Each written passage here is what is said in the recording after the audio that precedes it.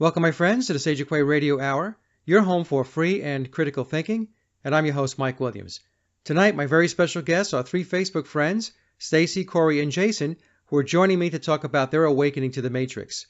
I am planning on doing these types of shows on a periodic basis, so those who are like-minded in trying to make the world a better place have a voice. Our discussion was wide-ranging and a lot of fun, and so without further ado, here's Corey, Jason, and Stacy. Well, folks, we're going to have a different kind of show this evening. Instead of having some brand-named activists on the show, I thought it was important to have some of my friends to come on the show, friends of mine that are on Facebook who are very much engaged and understand what's going on in the world, and to basically, get the conversation going and the words from the average person. There's a lot more people out there that are awake than I think that a lot of people believe. And so tonight I have friends from Facebook, Stacy, Corey, and Jason. And we're going to take about 2 hours. And we're going to walk through a couple of questions, and we're going to share our experiences and our ideas and our thoughts, and to talk about what's going on in the world and hopefully maybe some solutions on how we can make the world a better place. So the first question, guys and gals, is, and we're going to pose it to Stacy first because it's ladies first. What was the event that led to your awakening? What was that moment in time, Stacy, when you said, you know what, something's not quite right? Well, I've felt that way pretty much my whole life, and I'm sure a lot of people who are listening and everything have felt the same way, that it's just something that always nags at you. And a few years ago, I started a program with a lady, and it was to explore the divine feminine, the goddess. And through that program was where I really started to see the disconnect between the different, well, this is our religion, but this happened 5,000 years ago. So there's just, all of these synchronicities started happening. I actually started hearing voices, if you will, because I was hearing spirit or my guides or ancestors, or, there's lots of names that people like to put to them. And I really, for a minute there, I almost stopped the program because I told Donna, I was like, I think I'm losing my mind.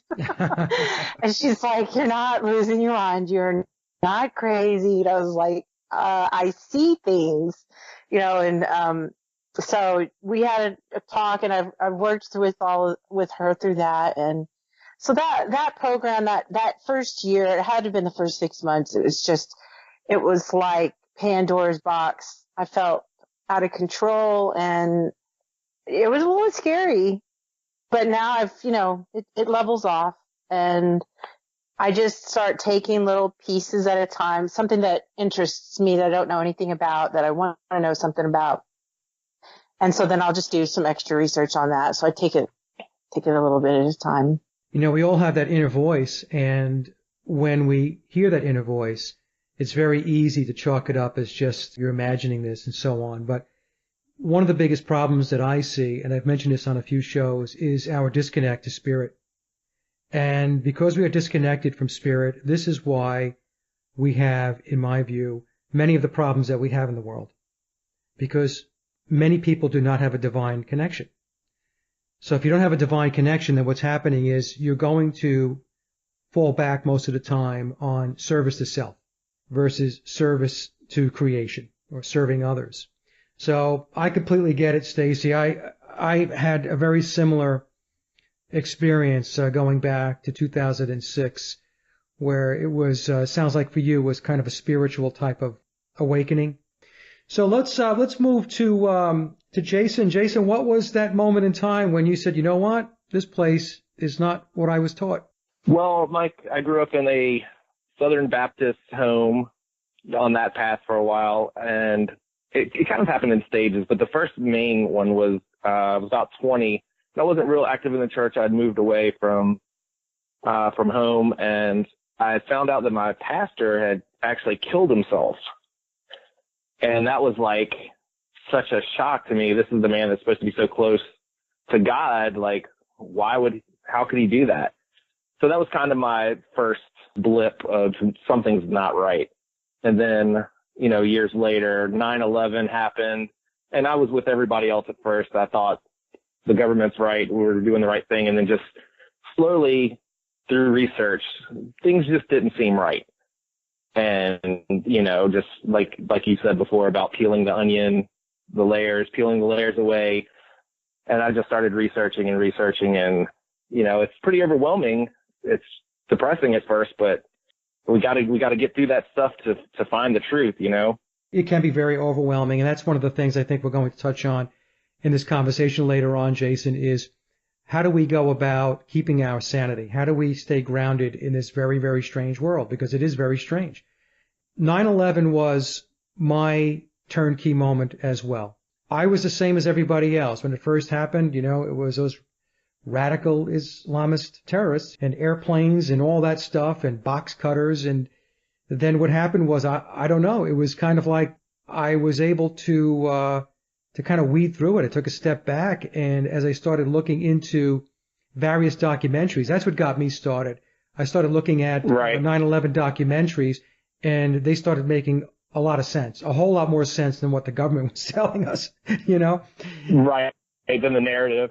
The first one that really got me was those planes were flying for like an hour, and we've got the best military in the world, and, it takes 5 minutes to scramble fighter jets anywhere pretty much. And, these planes were flying around just like Sunday flying or whatever. Yeah. How did that happen? It just makes no sense. Yeah, the whole Pentagon deal, how that plane even got even remotely close to the Pentagon is just, that story just is ridiculous. It's so full of fallacy. Yeah, no, it is. It's a fairy tale. And interestingly enough, I think there's a lot of people now that I saw some kind of poll where they said, at least in New York, over 50% of the people polled in New York do not believe the official government story on 9/11. Not surprising. Yeah, well, that's good. That's 50% still do, but at one point, that number who believed the government story was much higher than 50%. And, so today it's much lower. So which means people are waking up and people are starting to understand that the government is perhaps not your best friend. So, Corey, you're up next. What was your turnkey moment when you figured out that the world's much different than you thought? I guess, growing up, I always used to, in my sister would always talk about the American Indian, and we always used, like when I started to really look at that kind of history, that was really the first Holocaust, anywhere, and it's not talked about. Hitler is the evil guy who did the Holocaust, supposedly, killing 6 million Jews. And when you turn back and you kind of look at the history, 80 years before him, we had the U.S. government. They were slaughtering Indians all over the land, and it just kind of, I don't know. I used to just think that's pretty bad, And then I guess growing up, when 9/11 came around, that was a big thing for, like what you guys were talking about. That hits nail on the head right there. Because I used to, I bought the story for 2 years. I bought the story for, it was probably 2 or 3 years. And then actually when those documentaries started kind of coming out, it didn't surprise me, just after all of it happened. I think what made me more upset was just the people who weren't waking up to it. And that's what bothered me the most. When you found out and you figured it out, Corey, did it make you angry? Yeah, it did. I guess when you think about just the people who weren't looking at it, it's like, look at this. We're putting up with this. This is not the story. And then, after, when they went and did, or found Gaddafi, I don't know, if you had really looked at the story like that and seen what really happened, I think a lot of Americans would be shocked. Yeah, and you're talking about the Native American Indians and the slaughter of the Indians, and also tens of millions of people died under Stalin. Yes. Tens of millions of people, Christians under Stalin, and nobody ever talks about that. Nobody ever talks about that. So we probably won't get into that in this show, but I completely understand what you're saying. So when we focus on one group, and that particular group is constantly, the drum is constantly pounded on that, you have to take a step back and you have to start to wonder, is there an agenda? Why is this being pushed? And everything else that took place where people were slaughtered is completely ignored in history. Why is that? Let me just ask this question now. I know I have my challenges with my immediate family and some of my friends, especially my family. I am pretty much the black sheep. So it's very, very difficult. And I have to say myself personally, I've gotten a lot better about measuring my audience. Years ago, I was more boom. Guns blazing. Yeah. And the reason why I did that was because I was assuming that the people around me, that they would be interested. So in other words, if I brought something up about 9/11, I would think that they would be interested in wanting to hear what it is that I found out, or to share a documentary or whatever it may be. And long story short is it didn't work out. Everybody's at a different rate and pace. And, some of us are way ahead. There are those that are in between. And then, of course, there are those people that will probably never wake up. So I guess the question, and Stacey, I'll ask you again, how do you handle friends and family? How do you make that work? Does it work? No, it doesn't. No, most of my kids, I have 4 kids, and 3 of them are pretty awake and will listen to mom, but the oldest, that's not happening. She's 15. She's not going for it. If I ever try to even bring up 9/11, because my dad lives in New York right now, doesn't want to talk about it. I think he completely buys the story, or at least he just doesn't want to think about it. I think that's more of what it is. But as far as any of the other conspiracies out there that I would just like to, the Illuminati or Cabal or any of those, there's not very many people I can talk to. I probably have 2. Okay. And the rest of it, I just have to do on my own, just think about it on my own. And I really don't, I was interested to be on the call because I wanted to see what other people did as well. I don't know really how to bring the subjects up because like you said, they're not, a lot of people are it is like fighting words. Yeah. They get very upset. Sometimes they become very belligerent. Mm-hmm. It's unfortunate, but that's how it is. That's been my experience on many occasions. Jason, how about yourself? How do you deal with friends and family who are not on board? I have a couple of friends that I can speak to openly about it. For the most part, I try to measure a person in a conversation, and you can drop little hints and see if they're aware of things. It really depends on I shouldn't say the conspiracy, but the topic, because some things are bigger than others. 9/11 is a good one because we do have evidence now. Like you mentioned earlier, the Pentagon, there was no plane that hit that sucker. It was completely round, like a missile hit it. So, certain things like that you can say. Other things, flat Earth, for example, I don't speak to many people about it because they're so, and I don't blame them. They've just been so indoctrinated. They become so angry about it. It's ridiculous. Well, how can you believe that something like that? And it's really difficult. So I try to measure it, and the vaccine thing, it goes person to person. And my family, I've gotten into big fights about that. Like with my dad, like I said, he's a Southern Baptist. So when Israel went in and the Gaza Strip a couple of years ago and was just blowing people up, I said, how can you support this? But he was a Sean Hannity, the stupid Fox News. Well, they're protecting themselves. No, they're not. Look at this information. But, when you've been indoctrinated 70 years of your life that these people are good, and, it's hard to turn somebody's mind. They've been browbeaten their whole life into it. And then, you're turning their whole worldview on its head. So I understand it is hard. So I just measure it person to person. It's very difficult to get folks to understand the whole Zionist agenda. Most people, when you talk to them about Zionism, they don't even know what it is, unfortunately. And like you said, Jason, there has just been so much indoctrination and so much propaganda that's been put forth. Like I have the same conversations with folks about what's going on in Gaza and Palestine with the Israelis dropping white phosphorus bombs. It's just unbelievable what's going on there.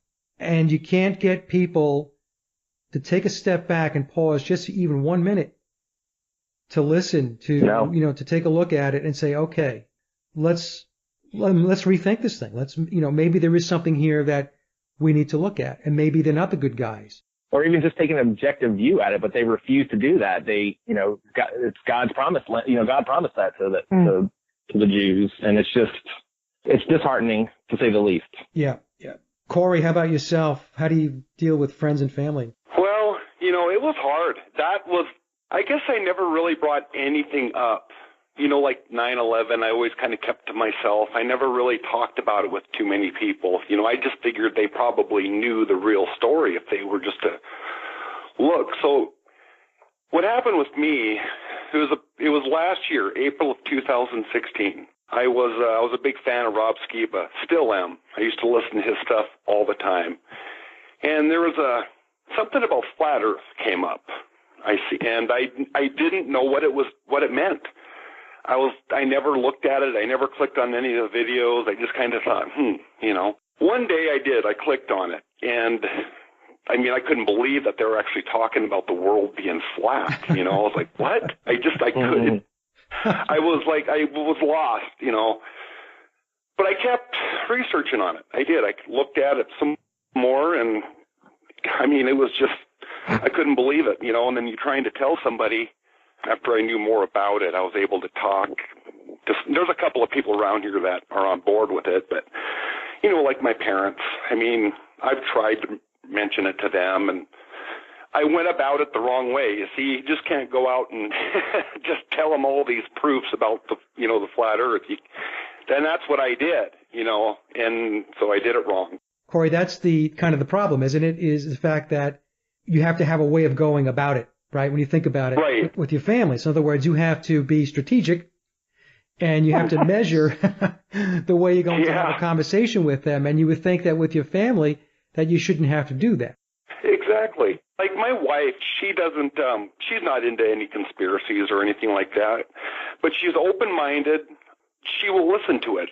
And after I started building these flat Earth models, these clocks, she was able to see the model.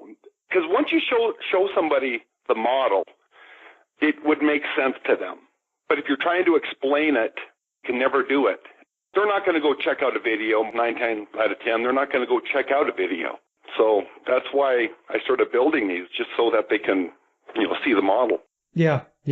Okay, so it sounds like we all have a very similar problem as far as trying to get these issues addressed, or to even talk about them and try to get people to awaken. So then this segues into the next question, which is, what do you personally do to step away from the craziness of the world? How do you spend time with your family, hobbies? What do you do to make sure you stay grounded and you keep your sanity?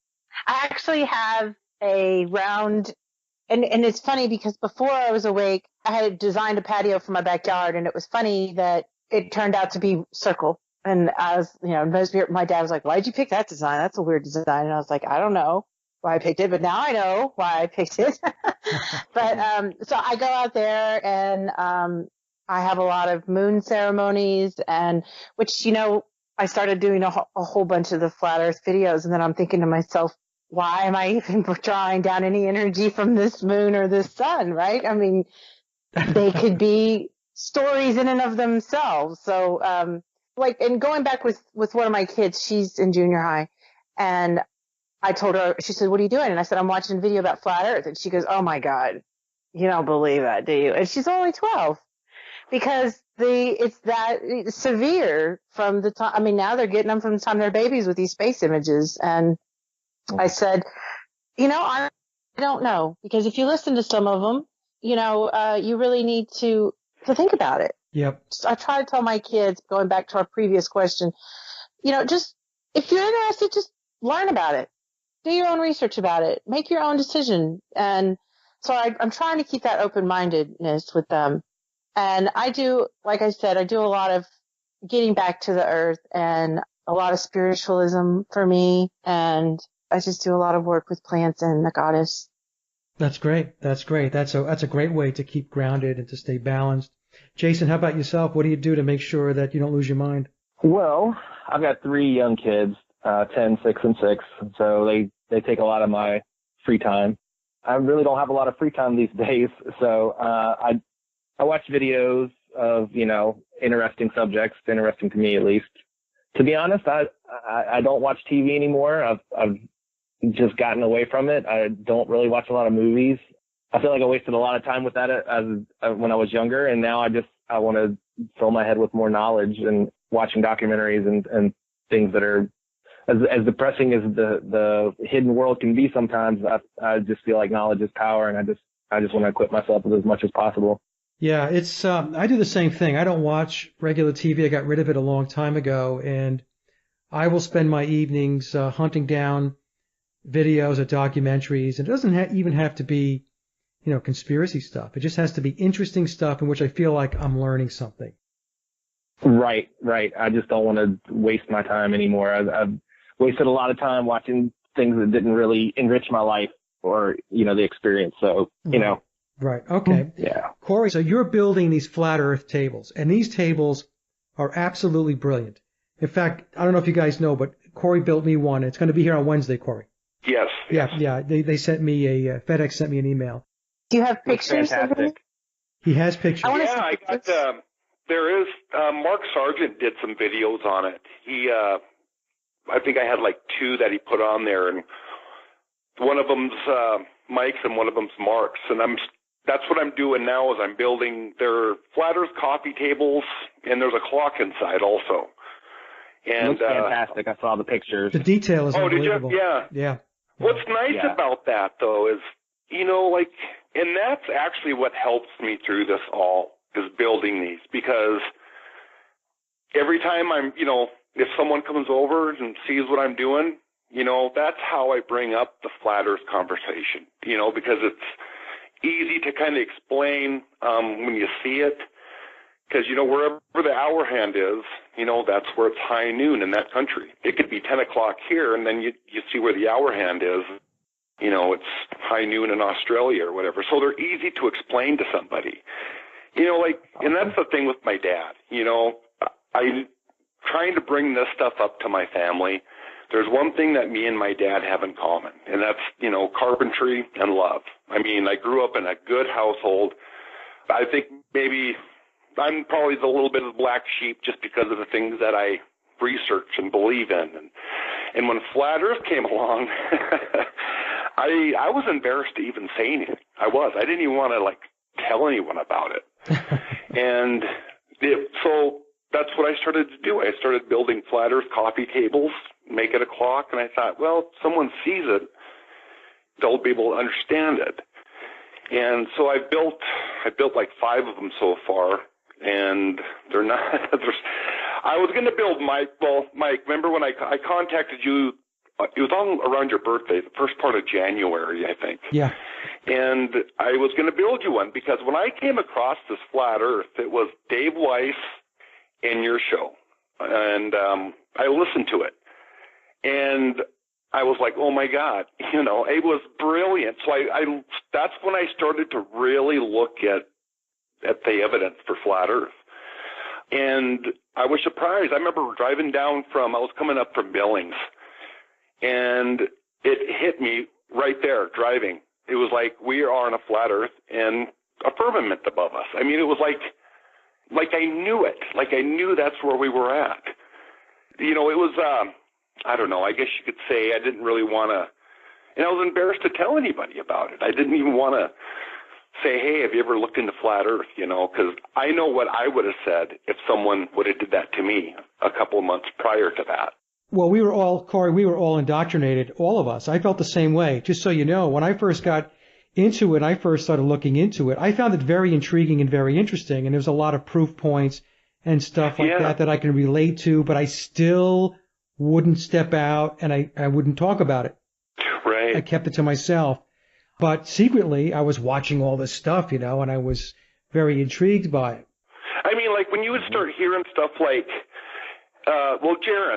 Jaronism, Eric Dubé, all those guys who've actually researched this hard and the proofs they come up with, you look like gravity. Once you start really thinking about gravity, it's ridiculous. It is just ridiculous. It's magic. It's like a magic trick. There's no proof of gravity. You can't recreate it. It's still on the chalkboard, but we adopted it as truth, and it is still a theory. And most people don't know that, right. you know? Right. I mean, when you're looking at trillions of gallons of water on a spinning globe, and then you see like a piece of cotton floating around that just came off a cottonwood tree, you know, it's like, it doesn't make sense. None of it makes sense when you start looking at all those little things like that, you know? Like, water was a big one for me. What one was? Water. How does water stick to a spinning ball 1,000 miles an hour? And how is it flat? Where's the curve? I mean, where's the curve? Right. And then, you know, like that, when you're standing on the ocean or standing on the beach, you know, looking out at the ocean at the sunset, you know, that reflection of that sun, it just goes right to your feet. Right. And on a ball, that could never happen. It can't. I mean, you can even kind of do that experiment with yourself. If you took, like a basketball and wrapped it with tinfoil and shine a light on it, it's not going to travel up over. It won't. It'll stop. You know, it's kind of the same way. So yeah, I mean, water always finds its level. It's the Nile. It runs uphill. It's finding its level, and you can't get away from that. You cannot argue that. Well, there are people who will argue it. Yeah, there are. No, you're right. There are. And I know what you're saying, but you have all the people out there that they just don't want to look at it for whatever reason. Some of them, they're paid to be instigators in order to keep the lie in place. Others are people that are they're indoctrinated. They are indoctrinated and they just don't want to believe. Yeah. I had somebody tell me one time, I was talking about they said, well, I see, this is going back several months ago, and they said, you post a lot of flat earth videos on your Facebook page. And I said, well, I said, I've been looking at it for a long time now, and, I've come to the conclusion that we don't live on a big ball. And so they said, well, I don't really want to believe that. I don't want to believe.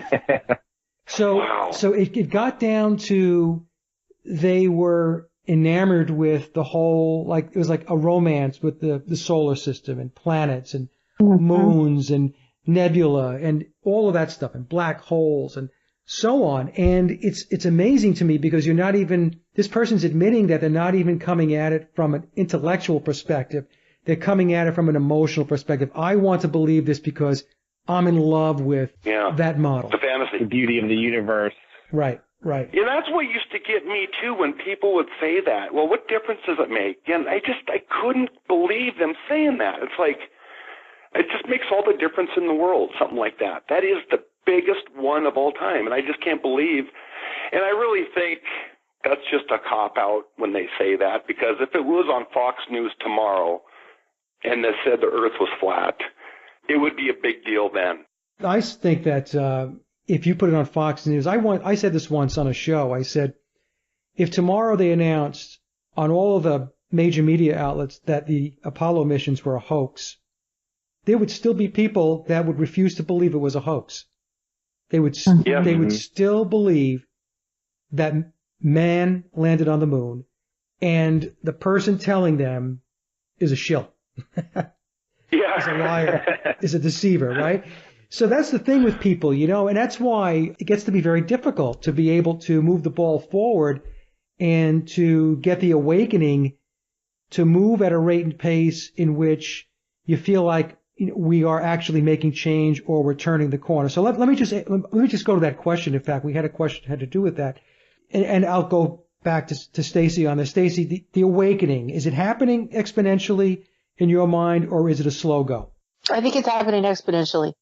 Because I've actually had either that or I'm manifesting more and more people in my life who are somewhat awake. I mean, for instance, where I work, there was a guy there and we just hired him, young kid, never in my wildest dreams would I thought that he would be on the whole Hollywood Awaken program. And I was like, somebody I can talk to that actually doesn't believe all of this hype and this nonsense and everything. And so, I've little by little, I have started to meet people who at some level have started to awaken, and I am thrilled for it. I hope that that's the case with with the rest of you guys on here, but I think it is exponentially. I don't know. I'm anxious to hear what you guys say.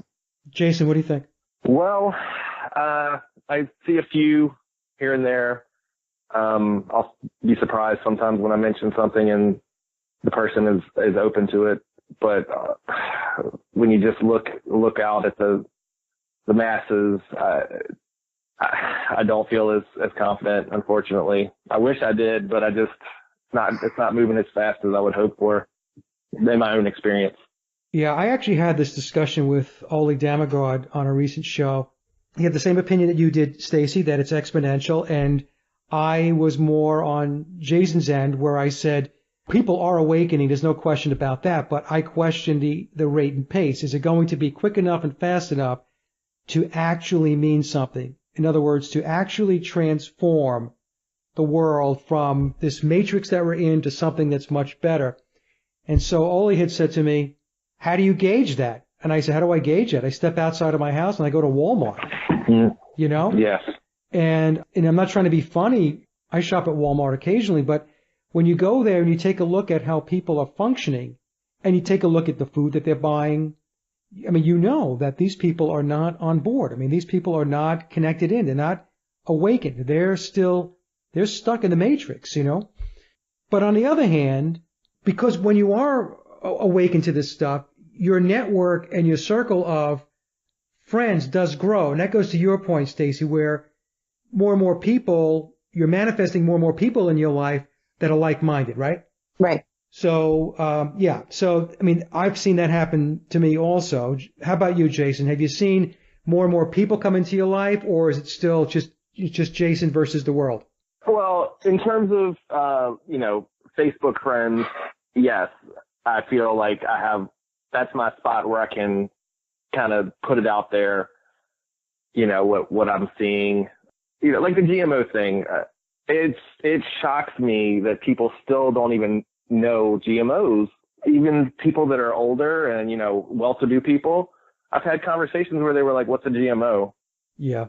And I'm floored by it. And, I do a lot more research maybe than some because one of our children's on the spectrum, the autism spectrum. So, we've been looking into that, the food supply, what's been added to the food, the GMOs, the fluoride, the glyphosate from Monsanto, all that. The circle on Facebook's grown, but unfortunately the outside, I just don't see it as much. Okay. Well, that's a fair assessment. So, Corey, how about you? What are you seeing? Well, I live in a town that's 2,500 people. So I have a lot of friends here and everything, but there's two people in this town that are on board with flat earth. And one of them's a good friend of mine, and the other one, it surprised me. I go to this gas station every day. I've been going there every day for years. And this lady who works in there, and I brought up flat earth to her one day, and she was like, she was on board with it. And she was the same way I was. She just didn't know who to, she was surprised that I was on flat earth.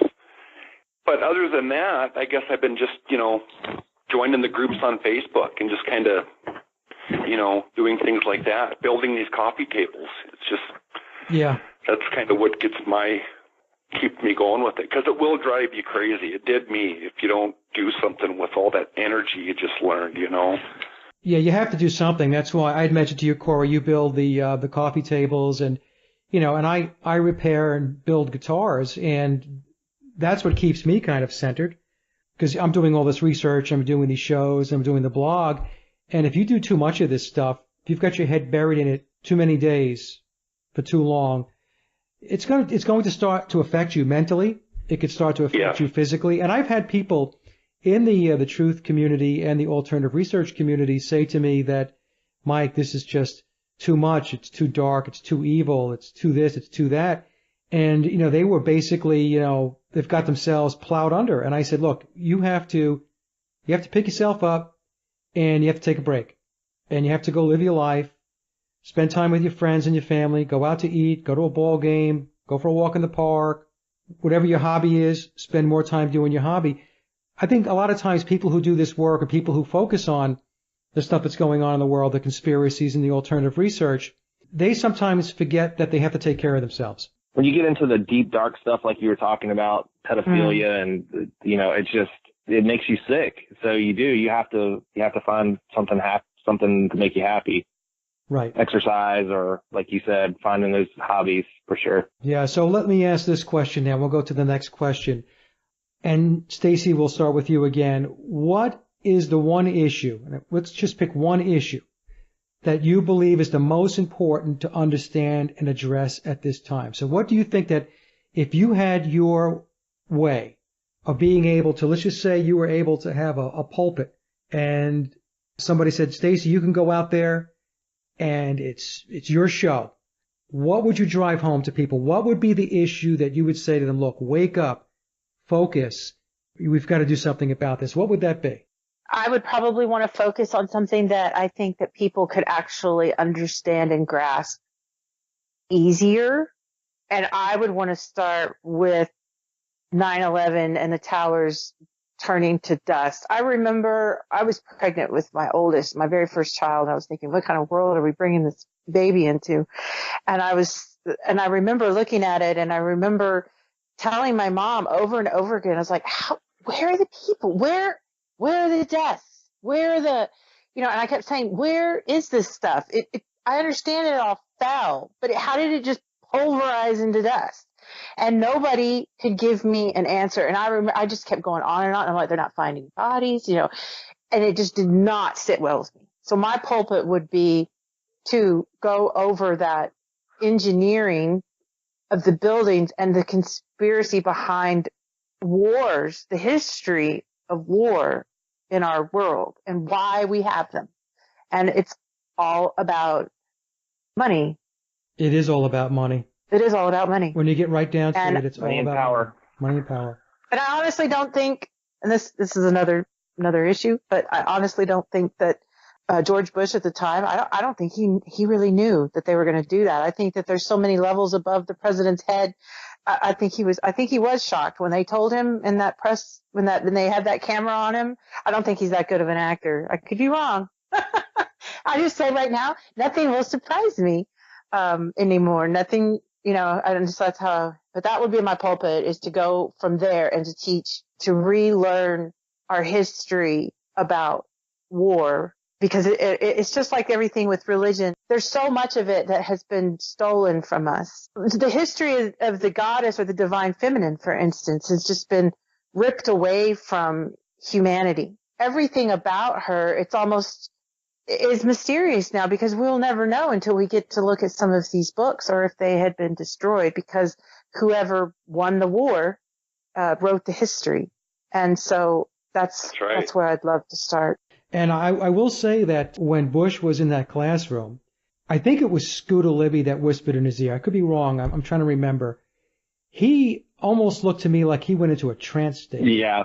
It was almost like what was said to him was a trigger word and put him into a trance state. And they were reading My Pet Goat, So there was some kind of crazy little ritual going on there, I think. Jason, what would be your issue that you would like to get out and get people to wake up to? 9/11 is a good one, but it could be even more global. I mean, just the control grid or the control matrix. I don't know if you want to call it Freemasonry or Jesuits. I don't, we depending on which person you listen to, they put a different name on it. Well, the secret societies. Secret society. Yep. You could call it that. Just the amount of blackmail, all these sick people, with like I said before, the pedophilia, and then, getting these people in their hip pocket, you got tape on somebody doing, these murders or whatever, they're always going to be bought off. They can never tell the truth because they'll be destroyed. And, if we could just root out some of that would be a great start. One of the things that I have found to be very effective, you're talking about money and stuff like that. I've turned a couple of people's heads by giving them this little analogy. If you own a house and you pay your mortgage off, do you really own your house because you're paying property taxes? Heck no. They would take your house in a heartbeat. They'll take your house, right. So if you've paid your mortgage off and you're not paying a mortgage, you still have to pay property taxes. And if you don't pay those property taxes, they will not only take the property, they will take the house along with it. So I've actually gotten a couple of people, it's made them kind of like pause and think about it. I said, now, you do not own your property, you rent it. You are renting your property. It's in perpetuity, right? And you're never going to not have personal property tax. They're always going to tax you. And so that's gotten a couple of people that I've spoken to kind of like raise an eyebrow and say, you know, you're right. I'm always going to be paying that property tax, even when I pay my house off. So what, Mike, what is up with that? I'm telling them, well, it's the matrix, my friend. You know, you need to do a little more homework. Well, just like in Florida, they won't allow you to live off the grid. That you can't, even if you can fully sustain yourself, you're not allowed to live off the grid. They'll condemn your house. Yeah, they arrested that one lady, right? She wanted nothing to do with being on the grid, and they went after her. And she was an older lady. Yep, you're exactly right. Corey, how about yourself? What is the one issue that if you can shout from the mountaintop to get people to pay attention to, what would it be? Well, I guess with 9/11, you know, after looking at all those documentaries and everything, but after reading Judy Wood's book, that's what did it for me. And I suggest everyone read Where Did the Towers Go by Judy Wood. Very good book. Me and my sister both read it, actually. And that one, if you want to know something about 9/11 and some technology that that we have, that's unbelievable. That's a tough book to read, so hats off to you. How many pages is that? Oh, gosh. It's huge, right? 250. Yeah, something like that. I'm not even sure. Oh, I thought it was more than 250. Yeah, but yeah, that's big. It took me about 2 weeks to read it, and I had to read a lot of it over and over again. Like the ending. When you read the ending of it, it's, you know, like them taking their shirts off. They were like, you know, when they were at the window, they were like in a they were boiling. They were heating up. Yeah. You know, they were taking their clothes off, you know. And jet fuel doesn't do that? What's that? I'm sorry, I was just kidding. I said jet fuel doesn't do that? Yeah, right. Yeah, no doubt. Just watch it collapse. I mean, it just looks, it's ridiculous. I just would like to see everybody research it. I really would.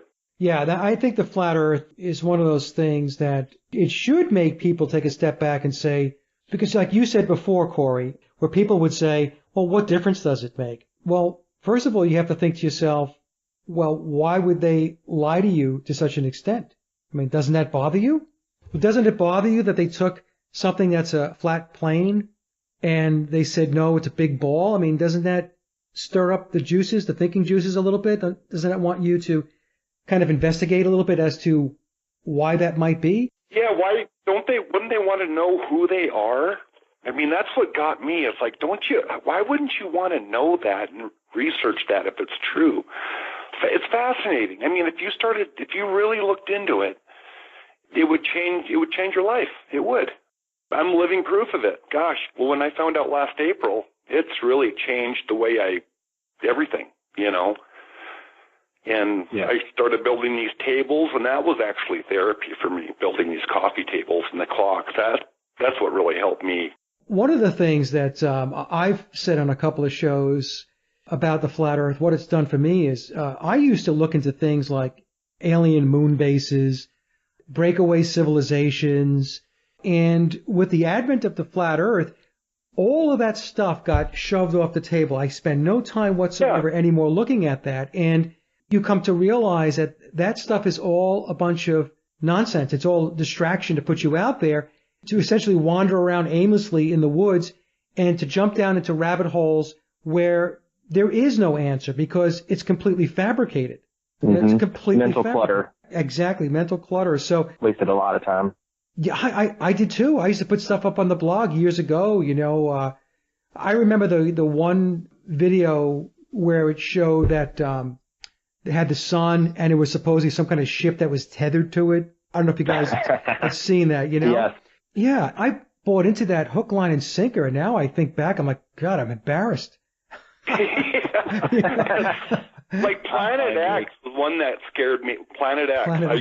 That scared me. I thought we're going to get hit by this dwarf star, you know, and they're talking about it on the news. And I was like, gosh, isn't anyone worrying about this? And when Flat Earth came along, I felt safe all of a sudden, you know. Yeah, because it doesn't exist. Yeah, exactly. Forget about Star Wars, you know, no more of that. Although the bar scene's still pretty cool, but that's about it. It just takes us away from our home. I mean, yeah, exactly. Mud ball spinning through space, the cosmos. We're nothing special. To putting us back at the center where we're supposed to be. I know it. There's just so many proofs of the flat Earth. I mean, there's so many proofs of it. You know, the high altitude balloons that take, you know, the live cameras. Yeah, but you have to take the time to look at it. You have to have the gumption to set aside your belief system and say, okay, let me take a look at it. That's the thing, you know. Like I said earlier, there are people that are not looking at it. There's a multitude of reasons. Some of them are paid not to look at it. They're like paid instigators. They're shills. And there are other people that just basically don't want to look at it because, you know, they've been told not to look at it. They've been indoctrinated to believe that it's ridiculous and you live on a big ball and you spin around the sun and the sun spins around the Milky Way galaxy and the whole kit and caboodle is, you know, rifling through the expanding universe at 2 million miles an hour, some number like that. It's crazy. The constellations remain the same, though, in all these different speeds. It's ridiculous. That's one of the ones that was a proof for me, actually, right there. Me too.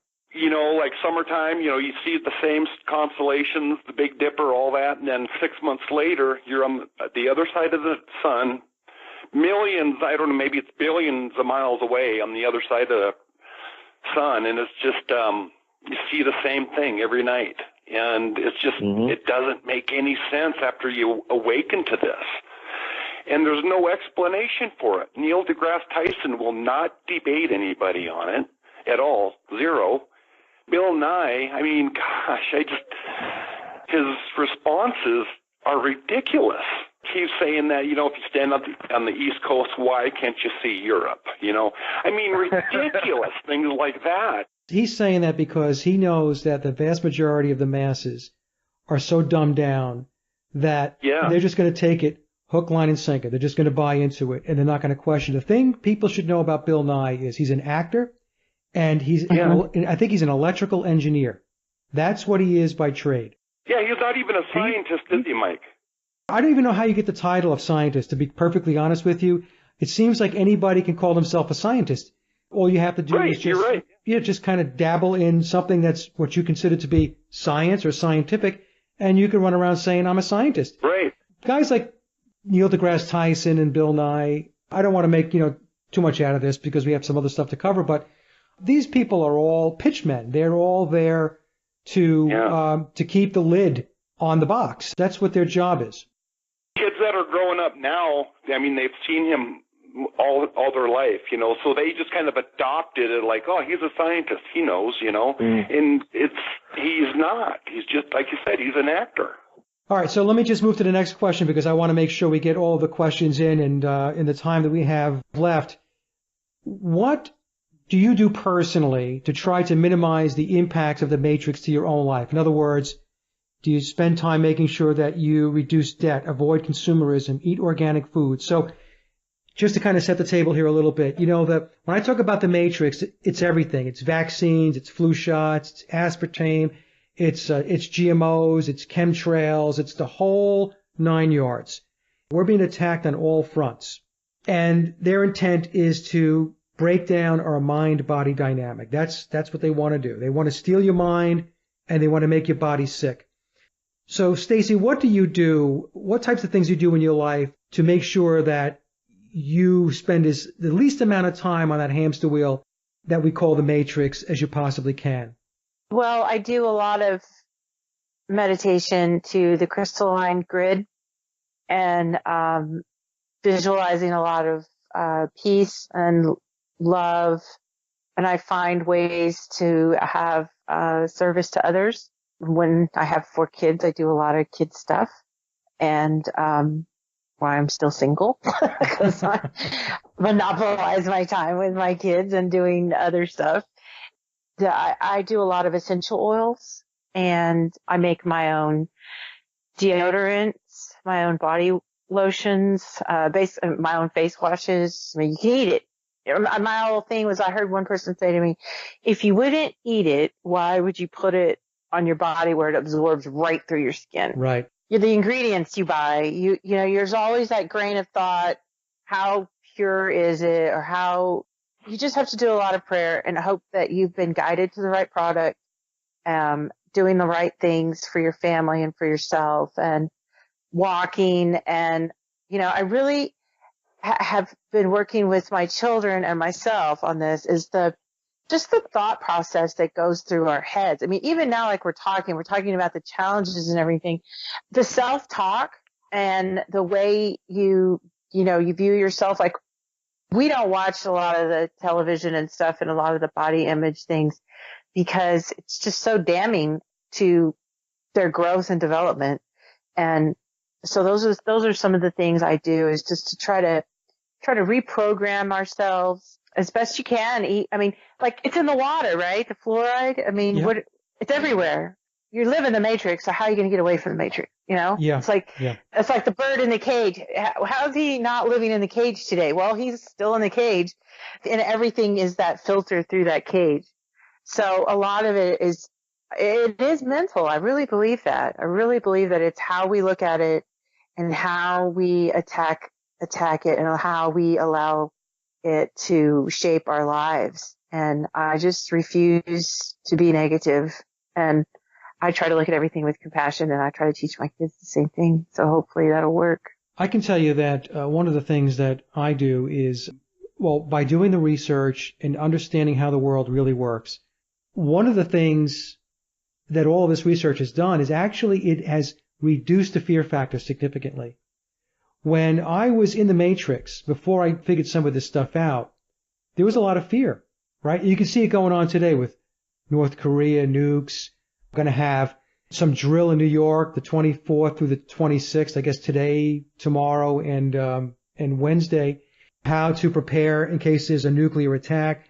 All of this, and that's all designed to keep people hunkered down, to keep them very, very fearful, and making them go to the authority figures, go to the politicians, and go to your government and say, oh, please, protect me, protect us, save us. And when you realize that this is all fabricated, this is all engineered, this is all orchestrated, all of this stuff, the whole North Korea thing is orchestrated. The recent event in Syria with the chemical weapons, that was another false flag, very similar to the one that was 2 years ago when Obama was in office. So, you know, the more things change, the more things stay the same. But I don't fear any of this stuff. And people might think I'm crazy, but I look at this whole North Korea thing and I look at it as nothing more than a gigantic hoax. And I don't lose any sleep over it whatsoever. Yet I know people that are completely out of their minds over it, wringing their hands, staying glued to their television sets. I don't know. I think they're going back to when they were in grade school. Maybe they should hide under their desk in case the alarm goes off, you know? Remember that when you were in school? But I didn't mean to digress there, but I think one of the biggest things is my life doesn't have all that fear in it anymore. It just doesn't. A lot of times I'm looking at these situations, you know, playing out, and I keep a pulse on it because I have the blog and I do the radio shows. And I almost feel like I'm on the outside looking in. I almost feel like I'm not a part of this reality. I mean, I don't know if you guys feel the same way. It's kind of like you're watching it. Definitely. From the outside looking in, right? And you're thinking, what the heck is going on? That place is crazy. It's a theater. Yeah. Anyway, I went on a little diatribe there, but so Jason, what types of things do you do to try to minimize the impacts of the Matrix? What do you do? Well, we are mostly vegan now. I should say plant-based because we still do have a little cheese every once in a while. But I try to detox as much as possible. Apple cider vinegar, dimethysius earth, use coconut oil. I try to use a lot of natural, organic. Like Stacey said, you can't trust you can't trust every single source, but you do your best. Right. We live in Northern Virginia, so it's not like we don't have a lot of land to plant to grow our own food. So you do the best you can. I would love to get more into the meditation side of things. I've spoken to you about that before, Mike. It's just really hard to sit and focus when there's so many noises going around, and I'm like a little squirrel sometimes. But you do your best. Come down for the session. You and Joe said you'd come down. I've been wanting to do that. Yes, definitely. That is still in the plans. But yeah, just trying to watch what goes into our bodies as much as possible. Like, again, like Stacey said, the fluoride is in the water. We got the stupid chemtrails. Who knows what the heck what they're raining down on top of us? But you can't hide in your closet and just wish for it to all go away. So we just do the best we can. Yeah. And like you said, I do feel like I'm outside looking in, because just like the gas attack, and people are like, oh yeah, I'm glad, or it's a good thing Trump bombed, and I'm like, why are you? Assad was about to win the war against ISIS. Why would he turn around and gas his own people? It makes zero sense. Right. But yet people fall for it still fall for it. Yep. My whole thing with the whole chemical thing is, how are the first responders who are going in there, who are not wearing any sort of personal protective equipment, not coming down with the same symptoms? Because it's, it stays on the skin. And so I started doing research on the CDC. The more I got into it, I was like, I've got to turn this off, because this is just ridiculous. It's ridiculous. This is just ridiculous. Yeah. Sarin gas, you just can't show up with a little mask and. No, a water hose. That's not going to help you. But sorry. people buy into it. I didn't interject. No, it's perfect. It's like what I was saying before. We can announce tomorrow that the Apollo missions were a hoax, and people would be like, nah, we went to the moon. I saw it on TV. Yeah. Corey, how about yourself? What are you doing to make sure that you don't get sucked into the matrix? Well, I guess I quit watching mainstream media. I quit doing that. It's been a year now since I've stopped watching the news. Actually, I haven't watched any TV. It's been 1 year since I've turned the TV on for anything. Like you said, Mike, I don't get scared anymore like that, because I know it's all, with North Korea. At one time I remember thinking, God, we're gonna, that's a country to watch out for, but I don't get scared. I mean, it's just a big hoax, like you said. It's orchestrated. I mean, look what they did after 9/11. Remember, they'd have that chart, it was. Yeah. And the 5 stages. Yeah. Just 5 stages of terror and fear. Yes, and they just were terrifying the country, This is my 5th week on being a vegan, and I'm trying to do it. Yes, I still crave a hamburger. I do, but I'm doing everything I can to live the life that we were supposed to live. Yeah. Like I think, Mike, you said at one time that evil works in mysterious ways. It's, evil actually runs the world, Oh, yeah. And it's designed to be that way. And people that are connected with their spirituality, it's good, because you can, like you said, Mike, you could look from outside looking in, and you look at it, and it's laughable, but it's not. I mean, it's just why anybody can just, fall for half the stuff that's ever. And like Stacey, I think you said one time, or just a bit ago, whoever wins gets to write the history. And you really think about that. Yeah. I mean, that is I don't think anyone knows the real truth anymore.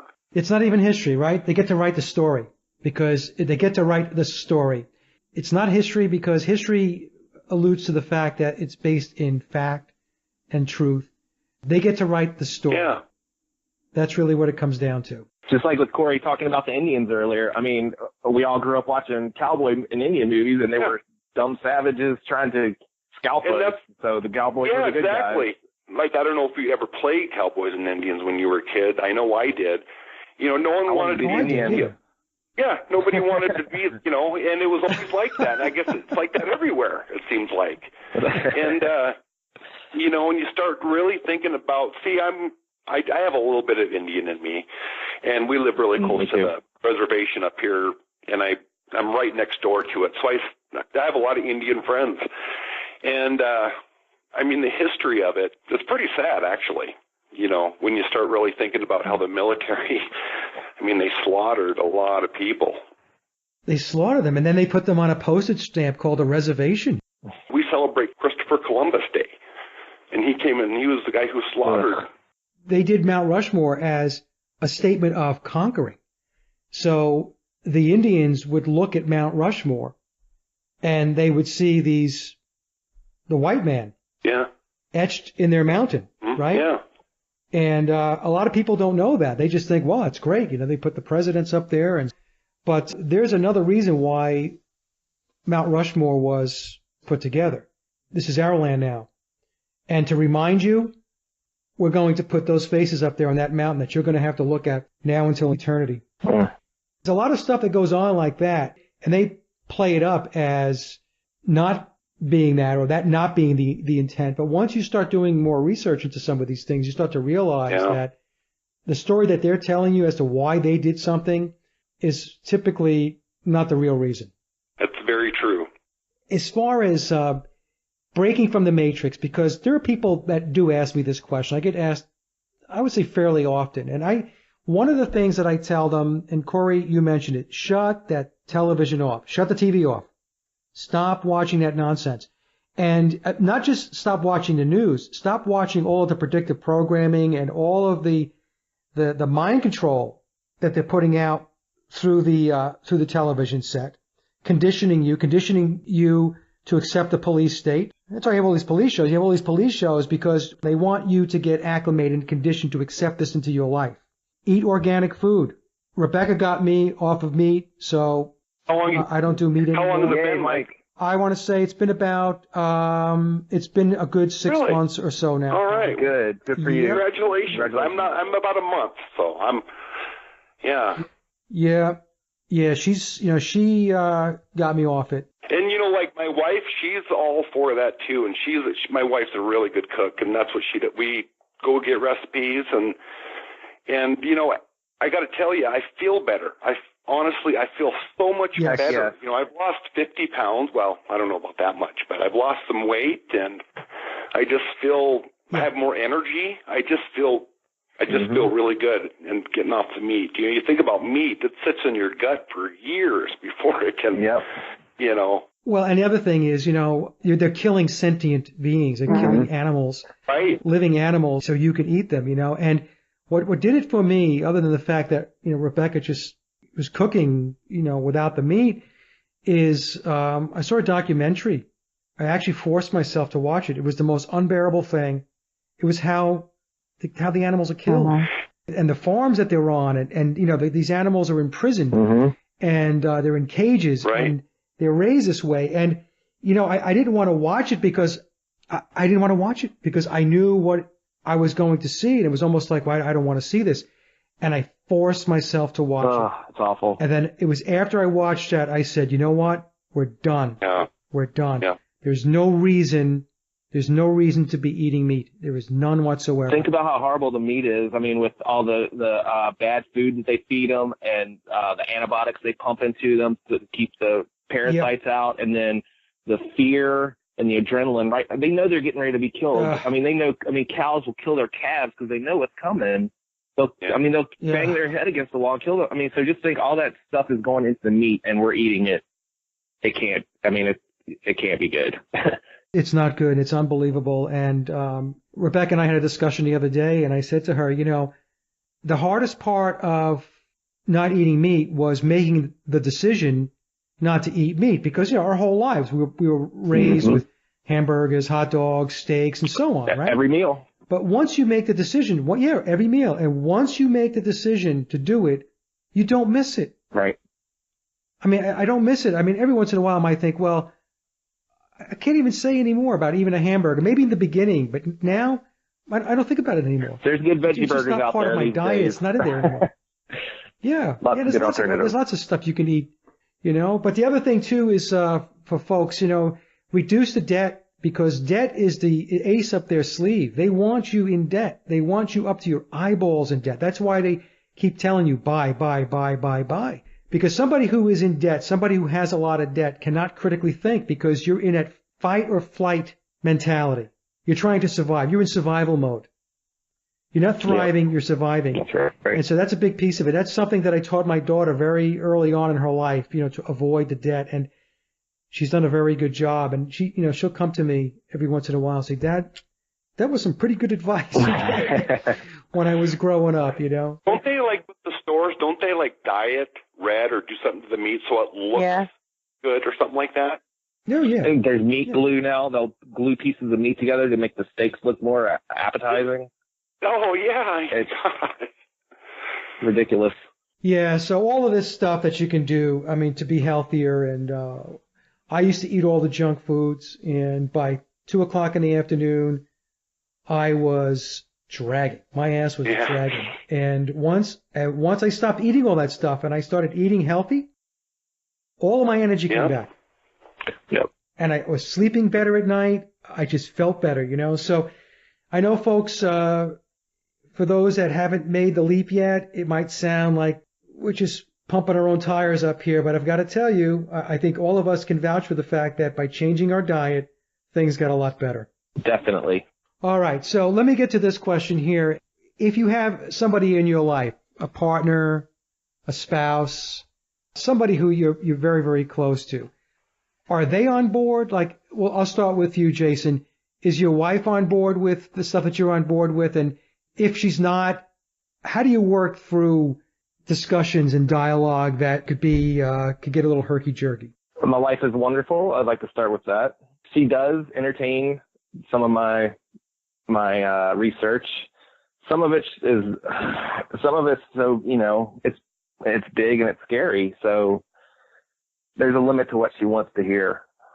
The flat earth thing still throws her, because I will mention things every once in a while, just like, man, look at all that water. It sure looks flat. I can see a long way. There's no curve. She's just like, I don't want to hear that right now. So, you know, there's some issues she'll listen to and others she's not ready to hear yet. But it sounds like you have a solid relationship where, you know, if you want to go off on these little tangents or what they view as tangents, she's okay with it. She's not going to kick me out of the house. All right. Yeah. Stacy, how about you? Oh, I don't have anybody, so I pass. So it's easy. Easy, yeah.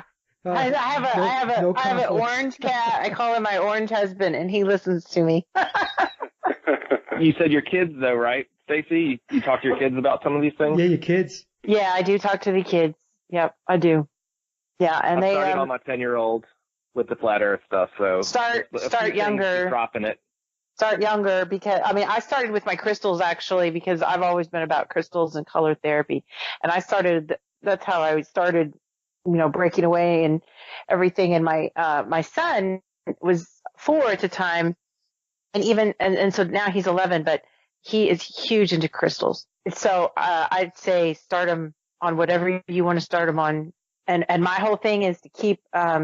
I tell them all the time, keep an open mind about everything. Mm-hmm. Keep an open mind. Because everything is a story. Everything. I was raised Catholic, and so that's what I'm saying. I was very spiritual. I was rocked to my core when I found out a lot of this stuff about the Catholic Church. I mean, my mother's side is Catholic. I'm Italian, and my mother's side is Catholic. My dad is Catholic. So yeah, when for me to hear the rest of the story, so to speak, as Paul Harvey would say, it was hard. It was hard. Yeah. Same here. I was raised Roman Catholic, Italian family. It's very hard. Mm-hmm. Speaking of that, Mike, before when you mentioned about family reunions, my 10-year-old was talking to one of my aunts, and she said, well, Jason doesn't believe a lot of the things I'm being taught right now. And she said, well, like what? And obviously there's a million things to say. I just said, I don't believe we ever went to the moon. And she said, my grandmother said the same thing. And I thought it was going to be a big thing. My wife tells me to not say things at the family get-togethers to just, you know, stay away from problems. And that one actually went over well. So I was kind of happy with that. Yeah. I think the thing with the moon is that there's so much information out there now. There is so much good work done video-wise, blogs and so on, that have just completely taken apart their pictures, their footage, everything. It actually becomes a lot easier to have that conversation these days. I think a lot more people are open to it. Yeah, like I mentioned before, you know, you go to family outings and family get-togethers, you really do have to like measure your audience, otherwise it's going to be a ballroom brawl. It's going to be a screaming match. Yeah. So, Corey, how about you? Well, my wife, She's open-minded. She is. She will, she'll look at anything, and then she'll decide for herself. But when I told her about flat Earth, it was hard for her to, she's not quite on board yet, but she looks at it. She looks at my coffee tables.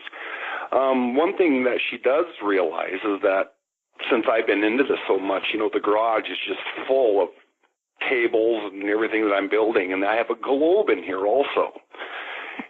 We go over the globe and we go over these tables, and she's starting to learn this. Like Capricorn, Equator, and Cancer, most people don't even know where that's at on a globe. But when you look at it on a coffee, or like these tables that I'm building, these models, it's so easy to see how the system works. So she's catching on to it. My sister, she looks into it, and I'm glad that she looks into it. I don't bring it up to a lot of my family very much anymore. I kind of keep it to myself. Like, if they really want to talk about it, I'll talk about it. But if it's just, 10 against 1, I don't even want no part of it, Yeah, it's not productive, right? You're not gaining anything from it. So to talk about that stuff, like we said, it's just going to wind up making things terse and stressful. Fight. And so, yeah. And fight. You don't want to fight with your family. We have about 10 minutes, and so to head out here to wrap the show up, and Stacy, we'll start with you. What advice do you have for those that have just ventured into awakening to the Matrix? People who are just finding things out, getting curious, maybe they're a little scared to jump into certain things or to talk about certain things. What advice do you have for those folks? I would say to try not to look at it all at once, and to pick something that interests them and to go with that and to learn about that and get used to that and see how that sits with you. Because as you go along, this might take me on a tangent, but bear with me. I was listening to Deepak, one of these gurus, if you will, and I was listening to him and I was thinking, man, he knows what he's talking about. I really need to listen to him, all this stuff. And then as I started researching him more and more, I started realizing, well, he's another frontman.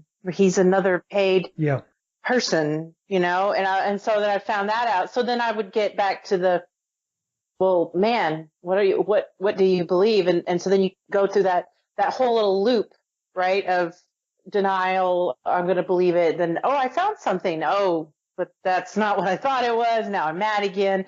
And so I did that for a while. And so my advice is just to go through, allow yourself to have those emotions, to go through that cycle, because it's going to be shocking. There's going to be things that's going to really rock your story to your core. And it's okay for you to have those emotions, and you're going to have to cycle through those emotions and to do it slowly. And don't a lot of it is I don't judge myself anymore, and I try like hell not to judge others, because everybody's walking a different story, and they're all responding to the story the best way that they know how.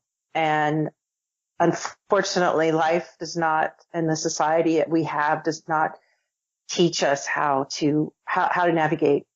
And so I would just say, just take it slow and allow yourself to have those emotions. Okay, excellent. Corey, how about you? I guess go to the people that actually do the research, because you got to remember there's always someone checking into something. Never go to the mainstream media. You're not going to get it there. If you go to the independent researchers, I guess. It takes time to figure out who are the good guys and good gals there too, right? Yeah. Oh, yeah. I always try to tell them, don't listen to me. Look it out for yourself, because it's out there. The truth is out there. It's some people aren't ready for it, though. I think a lot of people are just happy with their day-to-day life, and they punch in, they punch out, and some people are just comfortable like that. I think certain people who wake up, I don't know what it is, but there are some people, when they finally wake up and get out of the matrix, it's truly amazing. We weren't supposed to live like this, I believe. We were, in the beginning, God had another plan for us. This is not the life that we're supposed to be living. We're living a life that has been manufactured. They have sold it to us, and virtually everybody has bought it. All right, let's get Jason to hop in here to wrap up the show. So, Jason, what advice do you have? Well, I would not follow any guru that's looking for money, that's for sure. That's why I've liked following your blog so much. You're not ever trying to charge anybody. You just put information out for their own, take this for what it's worth, have a look at it. It's for me, it's all about what resonates. If I take it in and it seems legit, then I'll hold on to it. If it's not, I'll file it for later, or if it's just complete BS, then it's out. I feel like we've got a moral compass for these things, just like flat Earth. Once you get past the first initial silly feeling of it, like, oh, but we've seen so many pictures of Earth and we've seen this and that, and what about astronauts and all this? It's very freeing when you go by your gut and you don't listen to all these complex algorithms of how the Earth is a curve, blah, blah, blah. I'm going by my gut now, and I feel much better about that. Yeah, you go by your own perceptions, right? And your own reasoning and your logic and your own intellect. That's the thing. Your mind was stolen by these people. And you were told there's no reason to think, there's no reason to logic through anything. You shouldn't be reasoning through anything. Just listen to us. We'll tell you how to think, what to do, how to act, what to believe. It is very liberating when you start to look at things and you start to critical think and free think through whatever. It could be flat Earth, it could be geoengineering, it could be vaccines, it could be anything. And it's very, very liberating when you start using your God-given gift of your mind and your brain to do this stuff. So, well, I want to say to everybody that this has been a very, very fun show to do. I hope you guys had a good time.